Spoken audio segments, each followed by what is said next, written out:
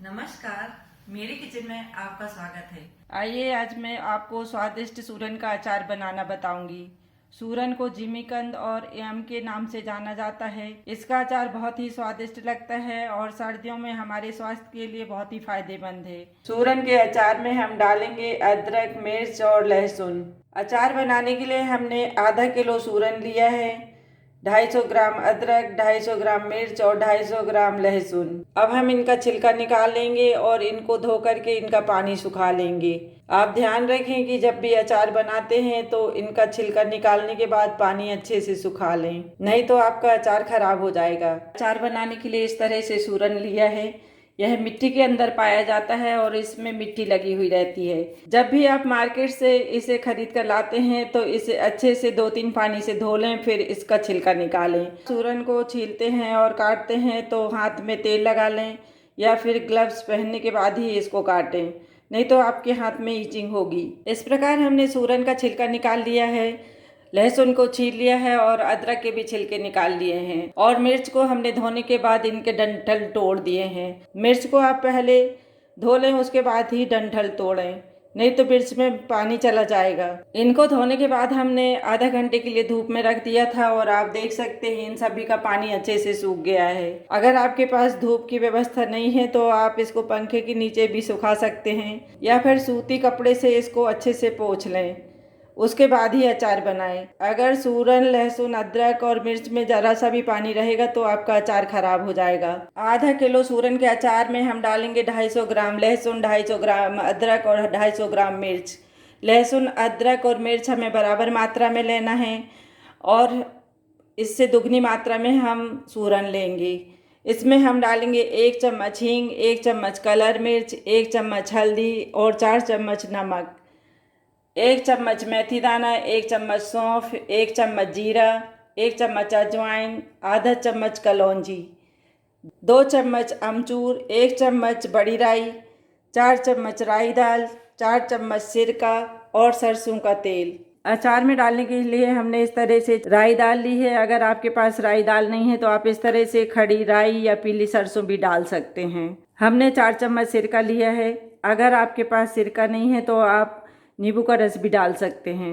जब भी आप सूरन का अचार बनाते हैं तो इसमें सरसों का तेल ही उपयोग करें। हमें करीब 1 कटोरी सरसों का तेल चाहिए पड़ेगा। अचार बनाने के लिए हम कुछ सूरन को और अदरक, लहसुन, मिर्च को बड़े टुकड़ों में काट लेंगे और बाकी के हम फूड प्रोसेसर से चॉपर कर लेते हैं। अगर आपके पास फूड प्रोसेसर नहीं है तो आप अदरक और सूरन को कद्दूकस कर लें और लहसुन और मिर्च को मिक्सर के जार में डालकर दरदरा कर लें। इस प्रकार हम कुछ मिर्च को छोटे छोटे टुकड़ों में कर लेंगे। जो अचार में बीच बीच में रहेगी तो बहुत अच्छा स्वाद आता है और देखने में भी अचार अच्छा लगता है। कुछ हमें इस तरह से टुकड़ों में काट कर डालना है और कुछ को हम कद्दूकस कर लेंगे। इस तरह से अचार खाते समय जब पीस मुंह में आएंगे तो बहुत अच्छा स्वाद लगता है। इसी तरह से हम सूरन के भी छोटे छोटे पीस कर लेंगे। हमने पहले से हाथ में तेल लगा लिया था इसलिए हमने तेल नहीं लगाया है। आप जब भी काटते हैं तो पहले तेल लगा लें, उसके बाद ही काटें। इस प्रकार हम इनको छोटे पीस में काट लेंगे और इनको हम फूड प्रोसेसर से चॉप कर लेंगे। अगर आपके पास फूड प्रोसेसर नहीं है तो आप इस तरह से इसको कद्दूकस कर लें।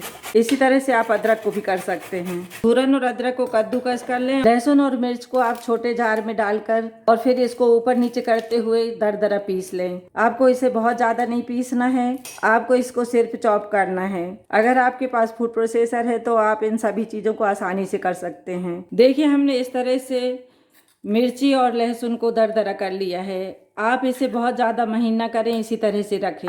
अब हमें जिस बर्तन में अचार बनाना है हम उसी में इसको डाल देते हैं। आप चाहें तो अदरक को भी इसी तरह से छोटे छोटे टुकड़े करके डाल दें और सूरन को भी, और मिक्सर को थोड़ा सा चालू करें फिर बंद कर दें और इस तरह से ऊपर नीचे करते हुए इनको इस तरह से पीस लें। इस प्रकार आप बगैर कद्दूकस करे भी इनको चॉप कर सकते हैं। देखिए इस तरह से सूरन और अदरक भी दरदरा हो गया है। आपको ध्यान रखना है इन्हें बहुत ज़्यादा महीन ना करें। सूरन से खुजली चलती है इसलिए आप इसको ध्यान से करें। इस प्रकार हमने कुछ किसकर और मिक्सर से काट कर बताया है। चॉपर हो तो आप इससे भी कर सकते हैं। देखिए इस तरह से आप छोटे चॉपर से भी कर सकते हैं। सूरन को काटना और घिसना मुश्किल होता है, इसलिए मैंने आपको आसान तरीके से इसको चॉप करना बताया है। अब हम इसी कटे हुए सूरन में ये बड़े वाले टुकड़े डाल देंगे। बीच बीच में ये अचार में खाने में आएंगे तो बहुत अच्छा स्वाद आता है। हमने लहसुन के कुछ बड़े ही टुकड़े रखे हैं, आप चाहें तो इनको सभी को घिस भी सकते हैं। मैं इसी तरह से अचार बनाती हूँ, इसलिए मैंने कुछ बड़े पीस भी करे हैं।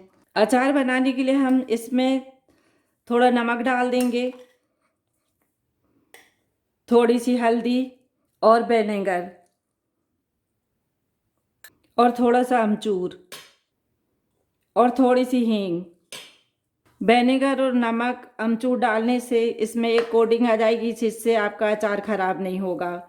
और इस तरह से विनेगर डालने से जो कटा हुआ सूरन है इसका कलर भी चेंज नहीं होगा। कटे हुए सूरन का रखे रखे कलर चेंज हो जाता है। इस तरह से विनेगर और अमचूर और नमक की कोटिंग होने से अचार ख़राब नहीं होता है और इसका स्वाद भी बढ़ जाता है। हम इसको मैरिनेट करके 15-20 मिनट के लिए रख देते हैं, तब तक हम मसाले तैयार कर लेंगे। अब हम मसालों को हल्का सा भून लेते हैं। मसालों को भूनने के लिए हमने एक पैन ले लिया है। हम इसमें डालेंगे मेथी दाना, सौंफ, जीरा, इनको हम इकट्ठा ही डाल लेते हैं। अजवाइन और कलौंजी को हमको भूनना नहीं है, हमको इसको खड़े ही डालना है। और बड़ी राई को, इन्हें हम पहले हल्का सा भून लेंगे, फिर उसके बाद राई दाल डालेंगे। अगर हम राई दाल पहले से डाल देंगे तो यह जल जाएगी। हमने गैस को चालू कर दिया है, हम इन्हें हल्का सा भून लेंगे। हमें इन्हें बहुत ज़्यादा डार्क नहीं करना है। जब मसालों से खुशबू आने लगेगी तभी तक हमें इन्हें भूनना है। जब मसाले 50% भूनना है तब आप राई की दाल डालें। अब हम राई की दाल डालने के बाद इसको थोड़ा सा और भूनेंगे। इसको बहुत ज़्यादा नहीं भूनना है। अब हम गैस को बंद कर देते हैं, क्योंकि पैन गरम है और राई दाल इसमें गरम पैन में ही अपने आप भुन जाएगी। इस तरह से भूनकर मसाला डालने से इसका स्वाद बहुत अच्छा आता है। देखिए सभी मसाले अच्छे से भुन चुके हैं और इनका कलर भी बदल गया है। अब हम इनको प्लेट में निकाल देते हैं और ठंडा होने पर इनको दरदरा पीस लेंगे। अचार में डालने के लिए हमें 1 कटोरी सरसों का तेल चाहिए पड़ेगा। अब हम इसको पैन में गरम होने रख देते हैं। तेल को हमें धुआं निकलने तक गरम करना है। तेल गरम होने से इसका तीखापन निकल जाता है और अचार बहुत स्वादिष्ट बनता है। जब भी आप अचार बनाते हैं तो इस तरह से तेल गरम करने के बाद ही डालें और आप सरसों के तेल का ही उपयोग करें। भुने हुए मसाले को हमने प्लेट में डाल दिया था, अब ये ठंडे हो गए हैं। हम इन्हें मिक्सर के जार में डालकर दरदरा पीस लेंगे। अगर आप पैन में ही मसाला पड़े रहने देते तो ये जल जाते। अब हम इसका ढक्कन बंद कर देते हैं और इनको दरदरा पीस लेंगे। आप इन्हें बहुत महीन न करें और इसी तरह से छोटे जार में पीसें। देखिए इस तरह से सभी मसाले दरदरे पीस चुके हैं। अब हम इनको कटोरी में निकाल लेंगे। अब हमारा तेल भी गर्म हो गया है, इसमें धुआं निकलने लगा है। अब हम इसका गैस बंद कर देते हैं और इसे थोड़ा ठंडा होने देंगे। अब तेल हल्का सा ठंडा हो चुका है, हम इसमें डालेंगे राई के दाने। तेल इतना गर्म था कि इसमें राई के दाने डालने से ये चटकने लगे हैं। अब राई दाने अच्छे से चटक चुके हैं। अब हम इसमें डालेंगे आधा चम्मच कलौंजी और 1 चम्मच अजवाइन। अजवाइन, कलौंजी और कुछ राई हम खड़ी डालेंगे, जिससे अचार में बहुत अच्छा स्वाद आता है। इस तरह से थोड़े गरम तेल में डालें, जिससे ये अच्छे से भुन जाए। अब हम इसी गरम तेल में डाल देते हैं हींग। गरम तेल में हींग डालने से मसाले में हींग का स्वाद बहुत अच्छा आएगा। और हम इसी में डाल देते हैं कलर मिर्च और हल्दी। इस तरह से तेल में मिर्च डालने से मिर्च का कलर बहुत अच्छा आता है। लाल मिर्च को मैं कलर के लिए डाल रही हूँ, अगर आपको नहीं डालना है तो आप ना डालें। इसी में डाल देते हैं सब भुने हुए मसाले। गरम तेल में डालने से मसाले अच्छे से भुन जाएंगे और इनका स्वाद भी बढ़ जाता है। अच्छे से यह मसाले भुन चुके हैं और तेल भी ठंडा हो गया है। अब हम इसी में डाल देते हैं बाकी का बचा हुआ नमक, अमचूर पाउडर। अमचूर पाउडर सूरन के अचार में डालना बहुत ज़रूरी रहता है, क्योंकि इसमें ईचिंग होती है और इससे खटाई डालने से यह अचार भी ख़राब नहीं होता है, इसलिए आप अमचूर की खटाई ज़रूर डालें। और हम इसमें डालेंगे 1 चम्मच काला नमक।